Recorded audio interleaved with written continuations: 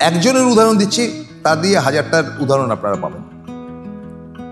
তারপরে এসে চায়ের দোকানটা ধীরে ধীরে বর্ধিত হতে আরম্ভ, ধীরে ধীরে মাস্ক খুলে লোকে পথে নামে। কি বিক্রি করত? সকালবেলা এক ডেচকি ঘুগনি, এবং তারপরে ওই চাউমিনের মতন যেগুলো জলে ভিজিয়ে খায়, এবং বিকেলের দিকে ভাজাভুজি অর্থাৎ তেলে ভাজা, এবং তার সঙ্গে চা। আপনাদের বললে তো, আপনারা বললাম তো, সেন্সলেস হয়ে যাবে। লোকটা এবং তার বউ, ওদের সন্তানাদি নেই, তারা দিন গেলে 1,500 থেকে 2,000 টাকা রোজগার করত।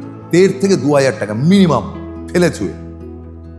আজকে একটা 1.5 রুমের ফ্ল্যাট কিনেছে সে।